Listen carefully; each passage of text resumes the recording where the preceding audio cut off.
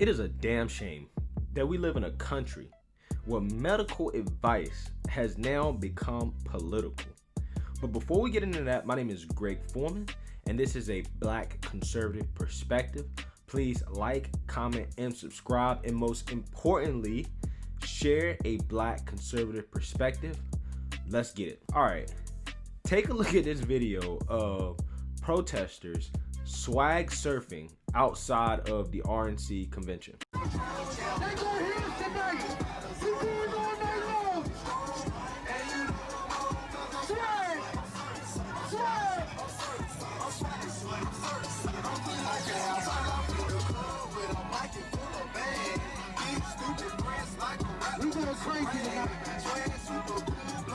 So CNN covered the RNC and the protest, and they had a doctor on to talk about the protests in RNC.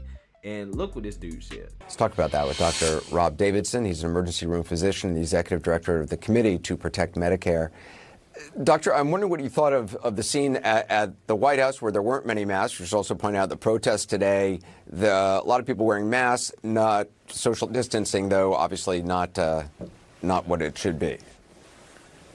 Yeah, I was very concerned about the White House event last night. 1,500 people packed shoulder to shoulder. The head of the White House coronavirus task force in attendance without a mask, with his family, his elderly mother without a mask. And it's concerning. We know people weren't tested. Only people in direct contact with President Trump had testing done. So I think we're going to see cases come out of that, and it's just modeling bad behavior. Now, when we juxtapose that to what's happening in Washington, D.C. right now, people are mostly wearing masks. Now, true, there is social distancing issues. However, this is a public health crisis they are marching against. Systemic racism has taken so many lives in this country throughout our history. If you're born Black in this country in 2017, you have a 3.5-year lower life expectancy than if you're born white. If you're a young Black man, you have a 1 in 1,000 chance of being shot by police, 3 times more than if you're born white. So I just think that when you're marching against a public health emergency, I think you do every risk mitigation procedure you can. But we understand that we have to do the risk-benefit analysis, and those folks out there are doing something very important today. Honestly, I don't know what to say, right? This so-called doctor, and I call him a so-called doctor because he also happens to be a Democrat. You know, this is the same party that preaches science, that claim to be more educated than everybody else and has this elitist attitude about certain things, you know, that are scientific, like climate change, right? But yet, you know, in this situation, it is very clear and obvious the political partisanship that's on display here when discussing a public health emergency, at least what they define as a public health emergency. How is it that going to the RNC is a super spreader event, but protesters outside of the RNC in the streets, right, are somehow not a super spreader event, and that is perfectly acceptable? And I want to dive into the arguments that the far left makes. I mean, this ain't even a far left thing at this point. This is just a left thing. This is just a Democrat thing at this point.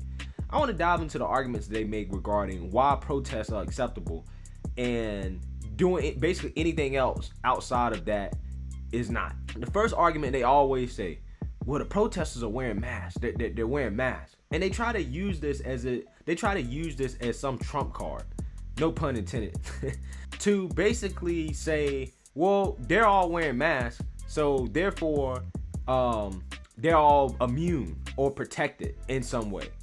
And that's just objectively false. They say that masks reduce the rate of coronavirus. But again, the science on that is unsettled, right? When this thing first happened, the CDC and all these people out here were saying that the masks don't do anything. Masks don't do nothing. And then they come out and say, well, they were saying that because they wanted to save masks for the doctors, right? And then they want to get mad when people question the effectiveness of a mask.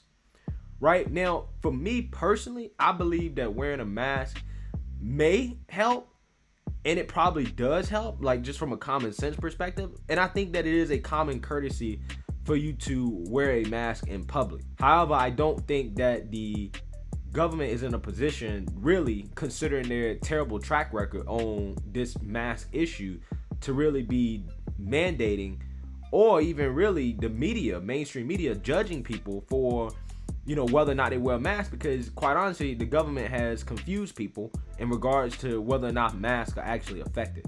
But regardless of that, all those protesters are not wearing masks. They're just not. And you can see in that video, people taking their masks down, people getting real close to each other. They're not social distancing at all. And the thing is, in order for your assumption to be correct about the mask, let's say masks are 99% effective.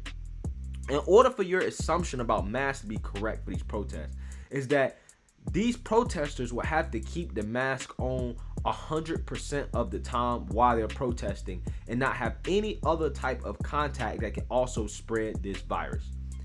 And I'm a damn sure, 100% sure that is not what's happening. It is hot outside. These people are taking down the masks. These people are talking to each other, because I've tried to communicate in mass with people, and there's times where I found myself having to take down my mask and to say what I have to say because you can't communicate. Right? It's loud, it's hot, you out here dancing. There's no way in hell all those people are keeping on their masks. It's just not possible. And it's really irresponsible of CNN to have a doctor go on TV and politicize this for a national news network like CNN to go on air and be so obviously and recklessly partisan on this issue, right? And then the second argument that I love is, well, what they're protesting for is a public health issue. Police brutality is not a public health issue, bro. Last year, 25 unarmed black people were killed by the cops. Right? That ain't just shot. That means that if they were tased, ran over, whatever, right? Just killed by the cops, unarmed. And you had between 215 to 230, 240 black people killed per year by the police on average, right? For white people, that gets up into 300 or 400, right? Between 1 and 200 for Hispanics. All in all, it's probably about 1,000 people that are killed by the police a year. That is not a public health crisis. And I love how they try to redefine the definition of public health to fit their narrative, to say, well, these protests are okay. Because if that's the case, I could define the RNC and the agenda of the leader of the United States of America as a public health crisis, right? Is that not a public health event, right? Because by your definition, if I can find a way to weasel my definition of public health into police brutality, I damn sure can find a reason to weasel the definition of public health into the Republican National Convention, especially considering that it is the president of the United States, right? And he is speaking on public health issues. So if that's the case, then going to the RNC should be acceptable. That should be just as acceptable as protesting. But see, this is the type of country that the Democrats are pushing for, and this is why they're probably going to lose. This is why they're probably going to lose, because you can't worship. Think about this. You can swag surf in the streets and protest, but you can't go to church and worship. You can't worship. You can't go to funerals, right? There's people who family members have died from corona, and during this coronavirus crisis, and families couldn't even pay their proper respects and go to the funerals to honor the dead because of this virus, right? You can't go to concerts. You can't go out to bars. You can't sit down at a restaurant with your friends. You can't open your business. They're asking us to play our part, right? To not be selfish. But yeah, you got these people out here in the street protesting, and they're not looked at as selfish. They're not asked to sit down because you perceive their problem to be so important. Their problem is more important than your religion, than worshiping. It is more important than honoring dead family members. It is more important than making money, feeding your family, putting food on the table. Because that's what you're telling me. Again, 0.001% of those people out there protesting are going to have an experience where they are going to be killed by the cops. Again, it just pissed me off that this narrative has just been built up so much that now all of a sudden it's become a public health crisis. This is a crisis going on in this country. You got a better chance of dying in a car accident. You got a better chance of being killed by your spouse. You got a better chance of being struck by lightning than being killed by a police officer in this country. And I love how he tried to cite these statistics, these bullshit statistics they love to roll out. They love to roll these bullshit statistics out. Well, as a black man, you got a 1 in 1,000 chance of being killed by the cop. Yeah, if you're a fucking criminal. He's not gonna go into that though. If you're an upstanding citizen and you are obeying the law, you do what the cop tells you, you almost have a 0 chance of being shot. It's just not gonna happen. And this is why independent media is becoming so big in this country, right? This is why people are turning to random ass people on the internet to give them the truth, to tell it like it is, to report the news. This is why. Because our mainstream media, our mainstream news aren't doing their jobs. They're just not. Like, this is a failure on CNN's part. There's no way. How can you go out there and you can roll a segment like that where you continue to defend these protests in the midst of this so-called pandemic? Everybody has to stay inside except the protester. Honestly, I just don't understand how you can mentally, you just see the mental gymnastics, the hoops that these guys jump through mentally to try to justify this bullshit, and it's not justifiable. You can't. Again, this type of stuff, this type of reckless journalism is gonna piss a lot of people off, and it already has pissed a lot of people off. And I'm telling you, the Democrats are on a one-way trip to losing.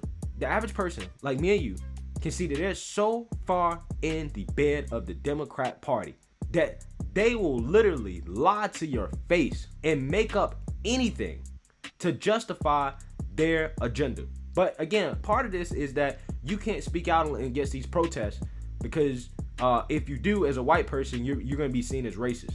When a black cop kills a black person, all of a sudden, it's not an individual racist act anymore. It's now the system. The whole system is racist. And I'm not saying that there is no systemic racism, especially in the criminal justice system. I'm not saying that. But you're telling me in order to fix this problem, I need to go out and vote for the architects of this criminal justice system, this systemically racist criminal justice system. The architects of that system is Joe Biden. Hello, crime bill. Why are you telling me go out and vote for the person that helped construct this? You know how many Negroes Kamala Harris is locked up in California? A whole lot. Look it up. Kamala Harris has been accused by Tulsi Gabbard of blocking evidence that may have exonerated prisoner on death row. I mean, how fucked up is that? It does not make sense. It does not make sense. I don't get it. I don't understand it. It makes 0 sense. Protests don't spread the virus, and the system's so racist. We need to go vote for the people that constructed it, that helped make it. I don't understand. It makes no sense what the Democrats are trying to get us to vote for. What type of country do you want this to be? Let me know what you guys think about this clip from CNN and this doctor, man. How are we supposed to be informed as an American society when the mainstream media like CNN does some shit like this? Let me know your thoughts. Don't forget to like, comment, and subscribe, and most importantly, share a black conservative perspective. Peace.